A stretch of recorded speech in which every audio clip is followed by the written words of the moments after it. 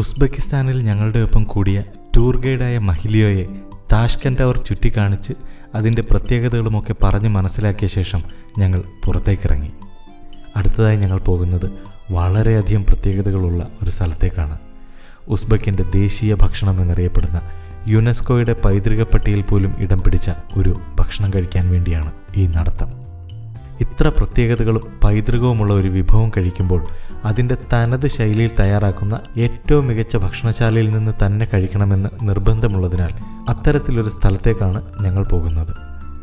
ഉസ്ബെക്കിലെ പ്രസിദ്ധമായ ബെഷ്കസോൺ എന്ന റെസ്റ്റോറൻറ്റ്. കഴിക്കാൻ പോകുന്നതോ പിലാവെന്നും പിലാഫെന്നും പ്ലോവെന്നുമൊക്കെ അറിയപ്പെടുന്ന ഉസ്ബെക്കിൻ്റെ മാത്രമല്ല മധ്യേഷ്യയുടെ തന്നെ ഏറ്റവും പ്രസിദ്ധമായ ഭക്ഷണം. പിലാഫ് അതിൻ്റെ തനത് ശൈലിയിൽ തയ്യാറാക്കുന്ന ഏറ്റവും പ്രശസ്തമായ റെസ്റ്റോറൻ്റാണ് ബെഷ്കസോൺ. 5 പാത്രങ്ങൾ എന്നാണ് ഈ വാക്കിൻ്റെ അർത്ഥം.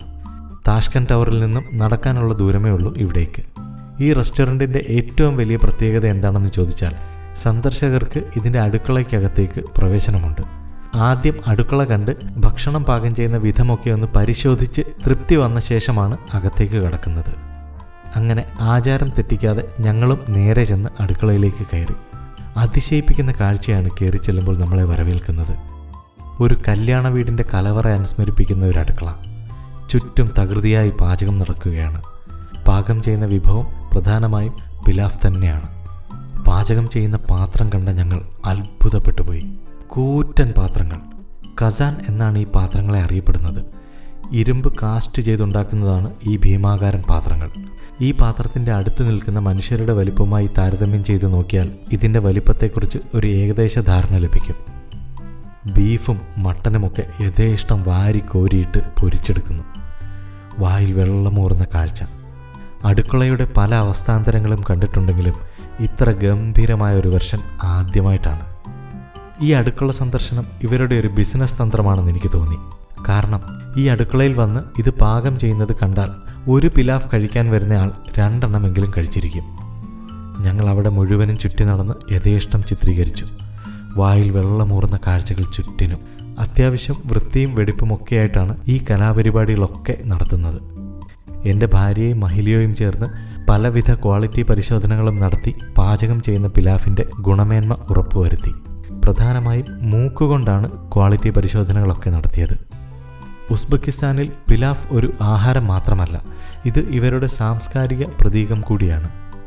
പ്രധാനമായും 3 തരം പിലാഫുകളാണ് ഉള്ളത്: Samarkand pilaf, Bukhara pilaf, Tashkent pilaf. ഈ ബെഷ്കസോൺ റെസ്റ്റോറൻറ്റ് ഒരു ടൂറിസ്റ്റ് സ്പോട്ട് കൂടിയാണ്. അങ്ങനെ ബെഷ്കസോണിൻ്റെ അടുക്കളയും കണ്ട് കണ്ണും മനസ്സും വായും നിറഞ്ഞ ഞങ്ങൾ ഭക്ഷണം കഴിക്കുന്ന സ്ഥലത്തേക്ക് നടന്നു. 2 നിലകളിലായി സജ്ജീകരിച്ചിരിക്കുന്ന ബെഷ്കസോൺ റെസ്റ്റോറൻറ്റിൽ ഒരേ സമയം 100 കണക്കിന് ആൾക്കാരാണ് ഒന്നിച്ചിരുന്ന് ഭക്ഷണം കഴിക്കുന്നത്. റിസപ്ഷൻ പരിസരത്ത് പലവിധ സലാഡുകളും മറ്റും നിരത്തി വച്ചിരിക്കുന്നു. കണ്ടാൽ കൊതിയൂറുന്ന വിഭവങ്ങൾ. ഞങ്ങൾ അവിടമെല്ലാം ചുറ്റി നടന്ന് കണ്ട് ചിത്രങ്ങളും പകർത്തി മുകളിലത്തെ നിലയിലേക്ക് പോയി ഇരിപ്പിടമുറപ്പിച്ചു.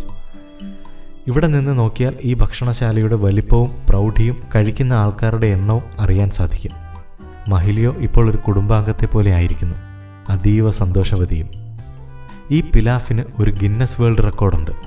2017 ഉസ്ബെക്കിസ്ഥാനിൽ തയ്യാറാക്കിയ 7300 കിലോഗ്രാമിലധികം ഭാരമുള്ള പിലാഫ് ഗിന്നസ് റെക്കോർഡിൽ ഇടം പിടിച്ചിട്ടുണ്ട്. അതിൻ്റെ പാചകത്തിൽ പങ്കെടുത്ത പല പാചക വിദഗ്ധന്മാരും ബെഷ്കസോണിൽ ഇപ്പോൾ ജോലിയും നോക്കുന്നുണ്ട്. ഇതൊക്കെ ഓർത്തിരിക്കുമ്പോഴേക്കും ഒരു ഉസ്ബെക് സുന്ദരൻ ഓർഡർ എടുക്കാനായി വന്നു.